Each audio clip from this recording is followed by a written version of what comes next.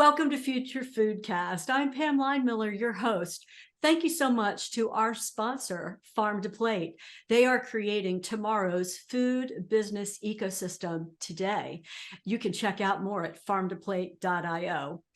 I love some of the guests that Farm to Plate is bringing to us, and today is no exception. We have somebody with a wealth of knowledge in the industry. I'm so excited to introduce Ruud Overbeek. He is the Senior Vice President of Corporate Development and Strategic Relationships for Food Chain ID. Welcome to the podcast, Ruud. Thank you very much, Pam. Pleasure to be here. We are glad to have you, and you have quite a title. You do a lot there at Food Chain ID. Can you tell us a little bit? It seems like you have a couple areas of responsibility. Absolutely. I would be pleased to talk a little bit about what I do. Let me start with the back end, strategic relationships.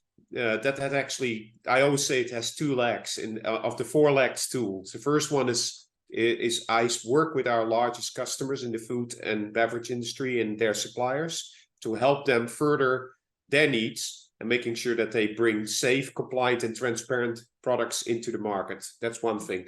The second area is that because I believe in partnerships, and that means that we cannot do everything on our own, and we have to work with other partners in the industry to ensure that the customers are actually addressed in the proper way. So that's the part of strategic relationships. The second part of the two legs of the stool is corporate development.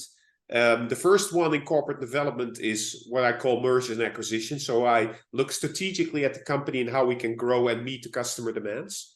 And the second part is actually that I look at strategic areas where we need to develop. And one of the areas that I've been speaking to you about before was on sustainability in the food and beverage industry. That's a lot to unpack. Well, why don't we jump into that sustainability, since you just brought that up, and then we can circle back around to the strategic relationships part. But there's quite a bit going on in the sustainability area. Yes, there is incredibly much going on. As you probably, if you look at what the world is promising, is that we have all the global pact, I would call it, is that where people are saying that we are going to be carbon neutral in the world by 2050. That's quite a feat, yeah. And that's something that we have to work on all together. It's something that I personally care about a lot. I have children, I have a family, and I want to make sure that we have a sustainable future all together on the planet.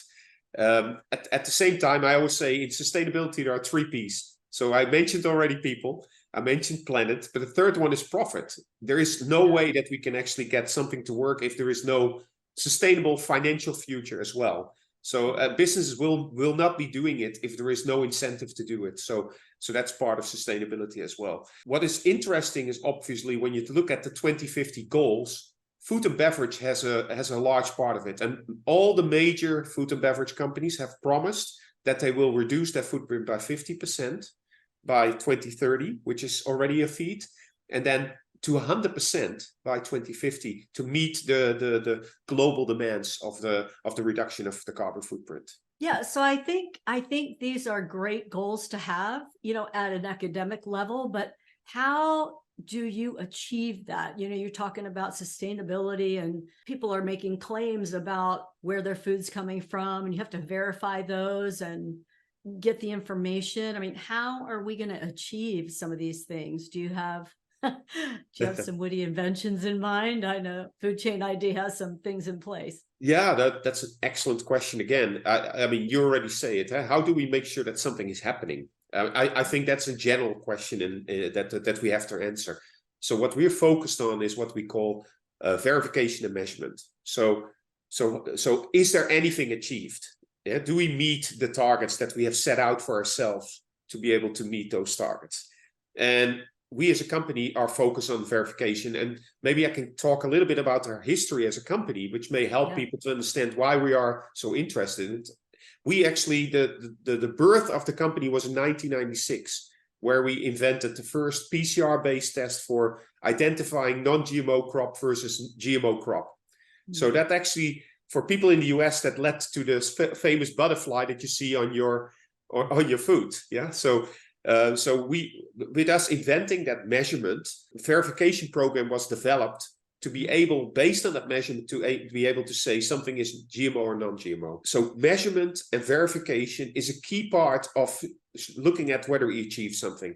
And that is where we really have to do something. And that's why there is a lot of challenges as well on companies, whether they are meeting the claims that they're making.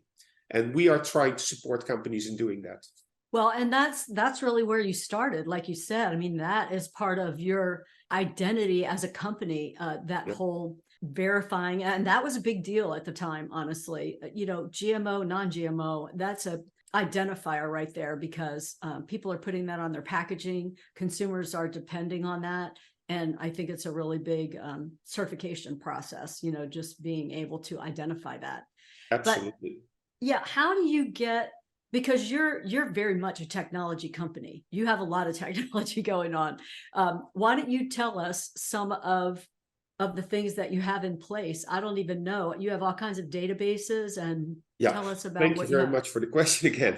Yeah. So actually, if you look at our mission statement, maybe that helps a lot of people to understand what we try to do. So our mission statement is we make it easier for our customers to make their foods compliant, safe, and transparent. So it says it all. So that is our mission statement. And the way that we do that is by having subject matter expertise and also technology to support that. Because at the end, you need to increase the knowledge, and you have to use business. You have to use that knowledge to feed that into the companies that use the systems that we are developing. So I always say, if you have an app that doesn't do anything, it's just a nice app. Yeah, it doesn't have a function. So what we're doing is we're helping companies in assisting them to make their food safe, transparent, and compliant. So the databases that we have all kinds of information to, what I always say is to make from farm to fork the food safe. Yeah, and that means in relation to contamination in food. Okay, we all talking about pesticides and microbiology. Anything that can actually be in the food that could actually adversely affect you as a human, we are trying to identify. We actually have identified all the requirements, regulations, information that is important for the customer, for them to assess whether it's meeting the requirements for any market in the world. Yeah, so that's on one area. The other areas are anything that is in food. So sometimes there are things that have a function in food. Yeah, so and we call that additives in the technical way. Yeah, additives is you add something to the food to make the shelf life better, or to make the taste better, which is a flavor. Yeah, or to stabilize it. So if you have, let's say, dispersion and it sinks to the bottom, it doesn't look as good. So you have stabilized. You have all kinds of additives that are in food, and that are necessary also to improve the shelf life of a product, to make it better, tastier, so that we eat it, and to make it safe at the end, So that is all regulated, and we have databases to support customers with that. Finally, food is obviously packaged. Packaging has multiple aspects. Packaging actually keeps the food protected. Yeah, one of the things that I want to make sure is that a lot of people are saying, yeah, packaging is bad, but at the same time, package protects the food, protects us because of that. Yeah, you can't transport food when it's not properly packaged, so it will damage the food. Packaging is regulated heavily as well, because what is in the packaging will ultimately possibly get into the food. So there are also rules and regulations and requirements that you have to meet to make the packaging safe. So anything that's in contact with food, that's in the food, that is in one way or the other regulated, how you put information on the label, we have information about that as a company. Wow, that's amazing. Let's pause for just a second, because that was a lot. First of all, packaging is a big discussion right now. And like you said, if it touches the food, there's a chance that whatever's in that packaging could get into the food or onto the food. So that safety piece is really, really important. And you're able to verify those pieces. But the other part of that is there's a lot of things on the front end. Like you were saying, you're using the databases and confirming things. There's a lot of companies out there, at least I feel like, making claims that aren't verified. And so that's where Food Chain ID, companies like you, step in and can give us the confirmation the claim being made is actually excellent. You're describing it well. I mean, so that's the okay. other part of our company. We actually look at what we call we have a verification and certification business where we ensure that what companies do are actually meeting the requirements or meeting the regulatory set requirements. And that is a separate part of a business. So we do not only provide them the information for them to do the right thing, we also make sure that the right thing is done and that whatever is on a package, whatever is even, I mean, there are certifications on how you conduct your business, you know, that these certifications we provide as well. Well, that is it seems like that the regulations are changing all the time. How correct. do you keep up? I mean, I guess as a food manufacturer or someone who's producing food or farming or having to transport, you're keeping up with what the regulations are that you can tell me what I need to be doing. Is that what I'm understanding? Yeah, we're taking the difficulty of their plate. That's a pun. Perfect. But it's correct. I mean, there are so many regulations that are on a monthly basis are actually being published. Yeah. So we follow that, and we're using a combination of technology and people because I will tell you, technology and regulations are very complex. Even though it's black and white, there is a lot of gray in between. So interpretation is something that a human still needs to do. And I'm not talking about the future. You never know. But at this point, there's still a lot of interpretation. So subject matter expertise is critical. So we actually identify what is coming out. We actually interpret what is in the regulation, and we provide that information back to our customers so that they can actually take the right measures. Oh, it seems invaluable to me because I think, especially in the area of sustainability, how do you even figure out if you're headed in the right direction? If you're making the right moves, if you're showing improvement, and Food Chain ID helps with that as well, right? That is correct. We actually are, I mean, so to give you an idea, one of the areas where, just give you a little bit of background, what is interesting. If you look at the global emissions, of all emissions in the world, 34% comes from food and food systems. Wow. That's more than 1/3 of the world emissions. And it's growing. And you understand why it's growing, because we are getting more and more people on the planet, and more mouths need to be fed. Yeah. To reduce that. And by the way, the interesting thing about food and food systems, a large part of that is agriculture. Agriculture, as one of the few industries, can be reducing carbon, actually can absorb carbon. We call that sequestration in the soil. Yeah, that means you take out carbon dioxide or whatever carbon-based emission, and you actually absorb that into the soil.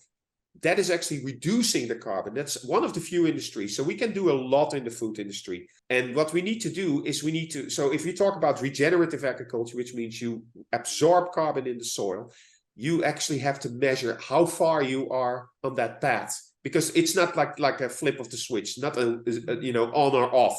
It's something that is progressive.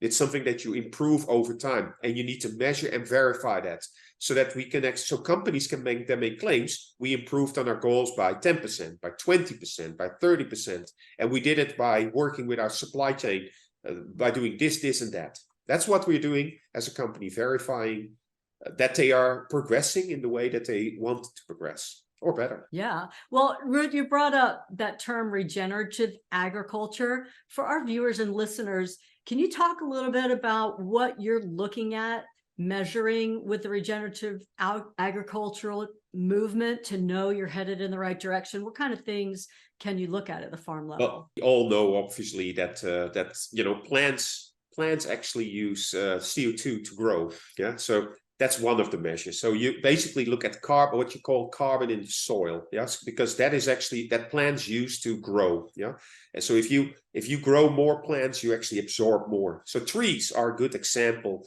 about photosynthesis actually absorbing carbon, actually growing. Yeah, so we actually remove CO2 emissions from the air. Yeah, that's one area. So that's the first one you measure. But there are other things that are major contributors to sustainability. Water use. Yeah, you're talking about how much products you use to grow the plants, like fertilizer. Yeah, so what is in fertilizer? Nitrogen, all kinds of stuff that you need to measure. You're looking at Well, water use is very important, by the way, as well. We should not forget that, because water shortage is also going to hit us if we don't do something about it.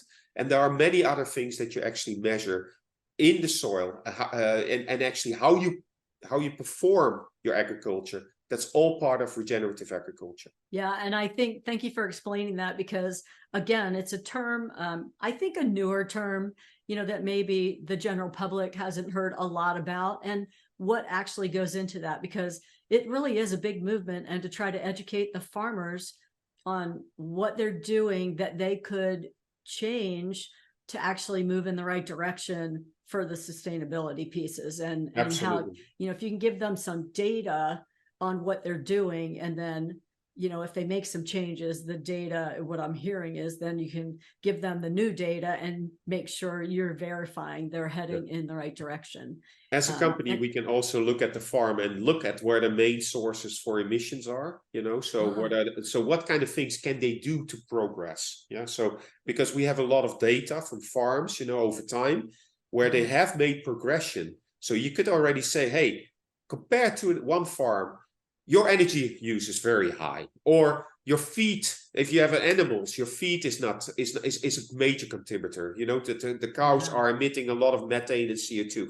So there are already benchmarks out there, because there is a lot of data, and you can use that data to help the farmer progress. Well, and then, the other thing is being able to show them some comparative data, even if you might not have the data for them. You could, like you said, you've been doing this for a long time, and you have a lot of data to pull from. Again, you are that information source. You've got the experience. You've been doing this for a long time. You've been measuring things, and you can help share to help the farmers that might be newer on the scene, trying to make some, impactful changes, to know what the best ones are, what will serve them better.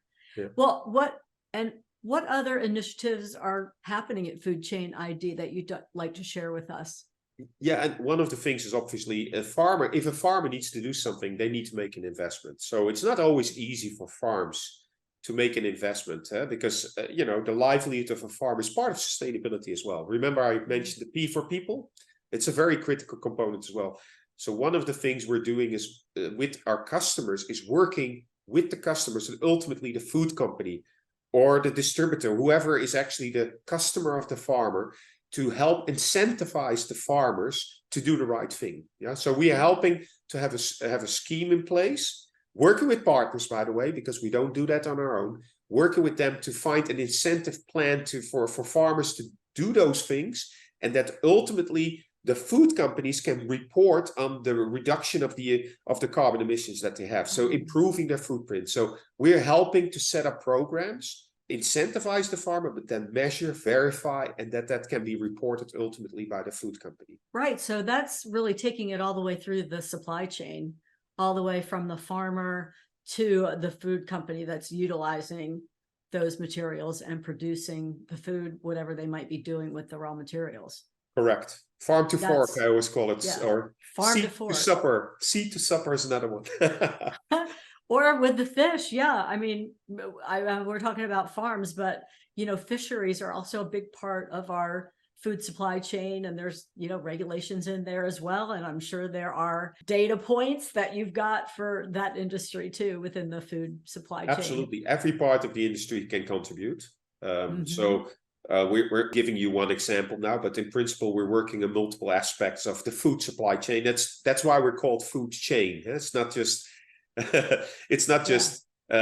farm and the food company. It's anywhere in between as well. So we work with every part of the supply chain to help them improve their performance and measure and verify it, so that they can actually report on it. So you also talked before about having programs to work in a closed loop system. Can you explain that? That's a very interesting question. Let me explain that in a little bit more detail. Please. So, a lot of, food indirectly or directly controls the supply chain. So let's say if you're a retailer, sometimes you buy directly from the farm, but sometimes you're a food company, and there may be actors in between. So what you need to do is you need to establish a collaboration, so that there is a flow from the food company that wants to have these emissions reductions. Yeah, so they want to have it and they want to report on that.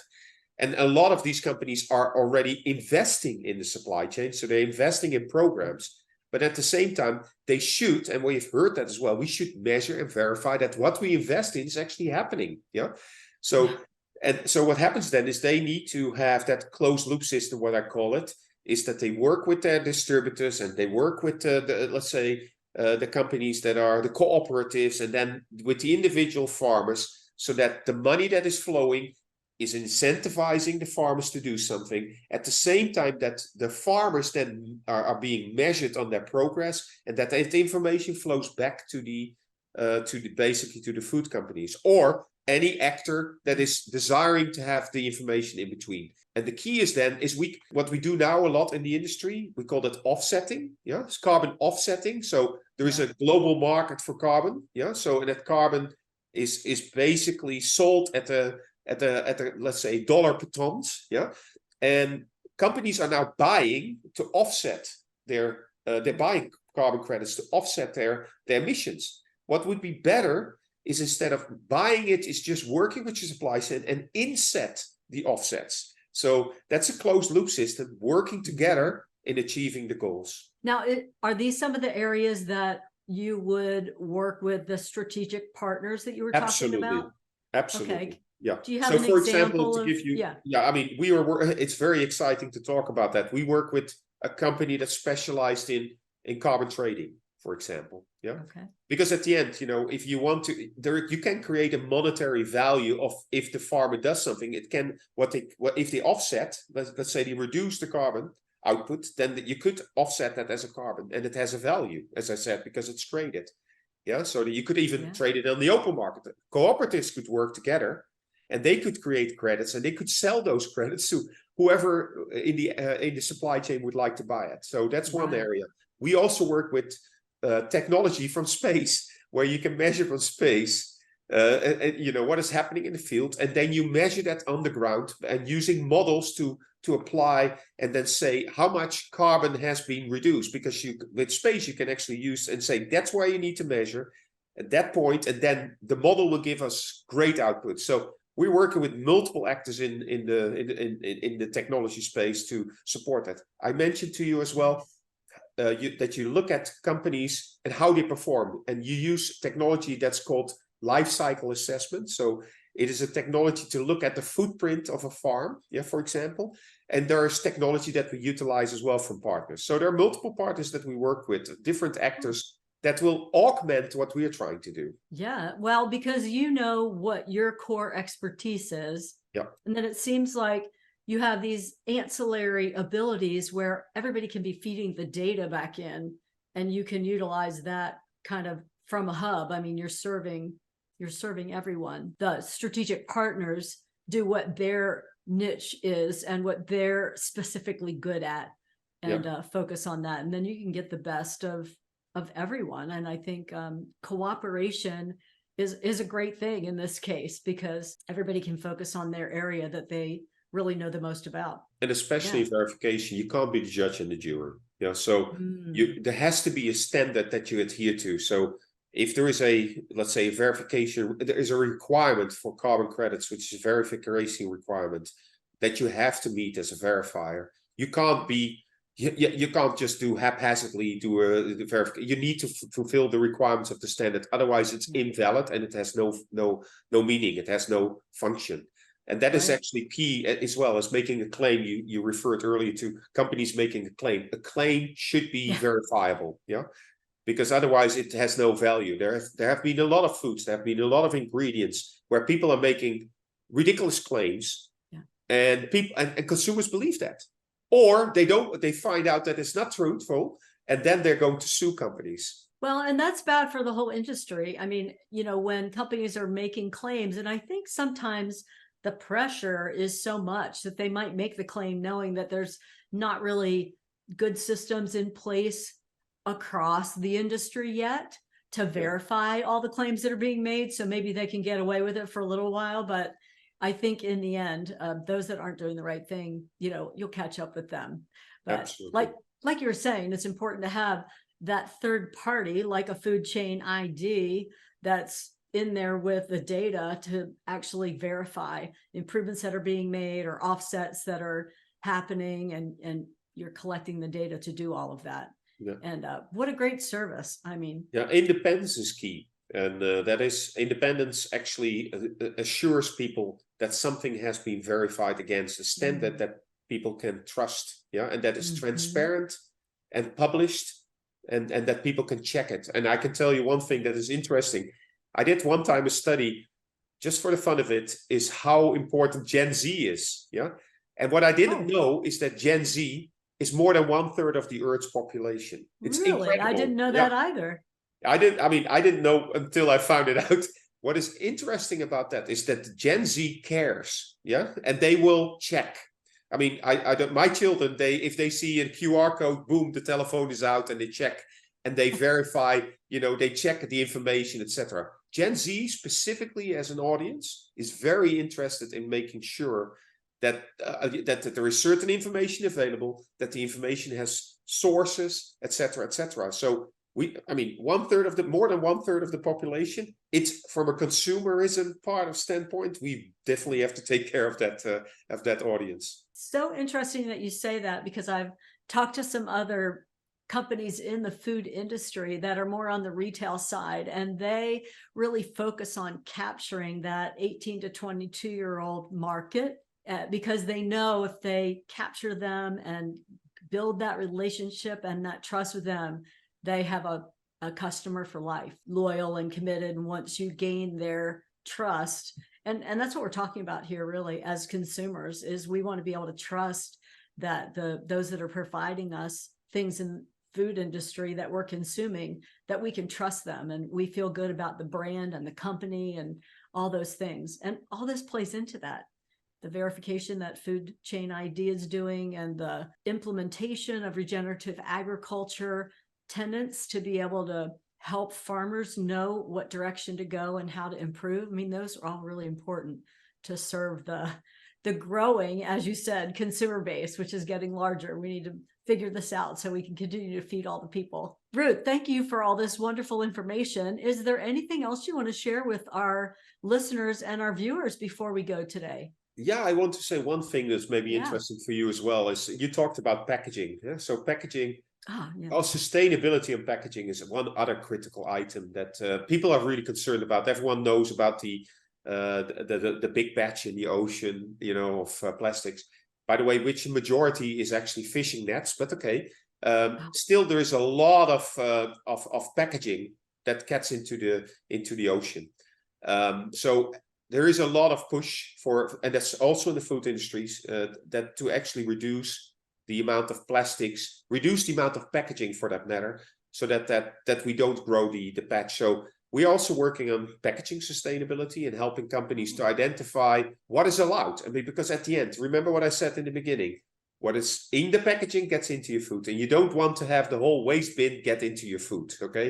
People should be concerned about that. So we are helping, making sure that if something is recycled, that it meets the requirements, and that the chemicals that are getting into the packaging are still safe, so that the packaging ultimately that packages the food is safe as well. So that's another area that we work on as well, and which I find myself more challenging. Actually, it's very challenging because recycling is a goal, but it's not an easy goal. Let's say it that way. Well, it's amazing to me how many places I go that still they aren't recycling. I will bring water bottles home if I've consumed water away from my home and I can't find somewhere to put it in a recycle bin. I'll bring it home to put it in my recycle bin so that it will go to the recycling center instead of throwing it out. I can't do it. I just can't do it. And I think maybe our younger generation is a little bit, I don't know how it happened to me. I guess I'm just paying attention, and maybe because of the exposure I've had here with the Future Foodcast, just hearing all that's going on in the industry. And, you might think that's just one water bottle, but honestly, if all of us did that, it adds up to be billions of water bottles. Oh, absolutely. Really? I mean, at least millions. I'm sure it's billions because there's just so many. Yeah. And I can tell you, last week I was speaking about this topic on, this was for food packaging. one of the areas which is critical is consumer education. Oh. Because if you want to improve recycling, you have different materials, that which you don't want. I mean, it's like water bottles are called PET, and I will not explain it in chemical terms, but then you have polyethylene, polypropylene. These are all different chemicals, all different polymers that you can recycle. Yeah, but to have those separated by the consumer or properly disposed of in the waste bin in the right amounts, that is critical. We need to help the consumers need to help with it as well. Not just the industry. The industry wants to do the right thing. By the way, are forced to do the right thing because the consumer wants that as well.